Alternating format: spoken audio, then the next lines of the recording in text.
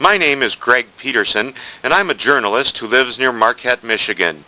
For 3 decades, I've been a TV, radio, and newspaper reporter in northern Michigan and Georgia. I'm the volunteer media advisor for the Earthkeeper Initiative because this eclectic, hard-working group gets things done in a big way. I'm not opposed to people who protect the environment by protesting or holding group discussions, but I believe people who truly care should get up off their chairs and act. In other words, don't just talk, do something. For the 3rd year in a row, residents in Michigan's Upper Peninsula did just that.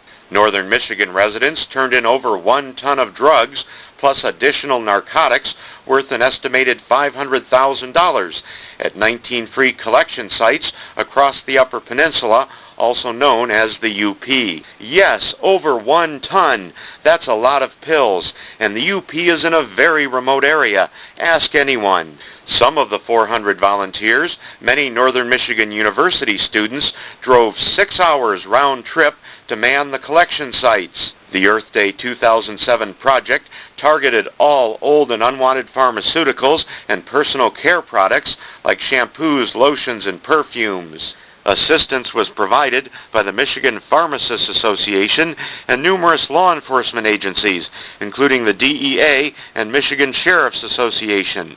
All the clean sweeps are sponsored by the Superior Watershed Partnership, the Cedar Institute, and the Keweenaw Bay Indian Community. They are also sponsored by 9 faith communities: Catholic, Episcopal, Lutheran, Presbyterian, United Methodist Church, Unitarian Universalist, Baha'i, Jewish, and Zen Buddhist. The bishops and faith leaders of the 9 faith communities, with 140 churches and temples, signed the Earthkeeper Covenant 4 years ago, pledging to actively protect the environment and reach out to American Indians. The great thing about this, the faiths have set aside other differences because they agree that it's the responsibility of all people to protect the environment. The Northern Michigan University Earthkeeper student team, which sent out 40 volunteers, 2 at each collection site, was formed last year as the youth arm of the Earthkeeper Initiative. Some of the faith leaders had never met each other before standing with the university students for an unprecedented news conference in April 2006. The students have many of their own endeavors, including setting up chapters at 3 other UP universities and the Adopt a Watershed project, involving the cleaning, testing, and monitoring of 6 tributaries or rivers to 3 of the Great Lakes, Lake Michigan, Lake Huron, and the pristine, cold, and deep Lake Superior.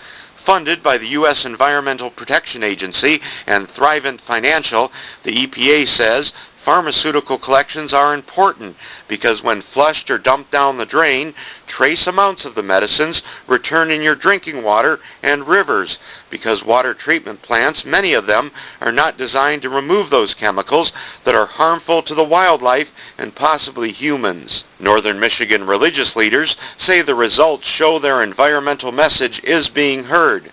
Previous collections netted nearly 400 tons of household poisons, vehicle batteries, old computers, and cell phones.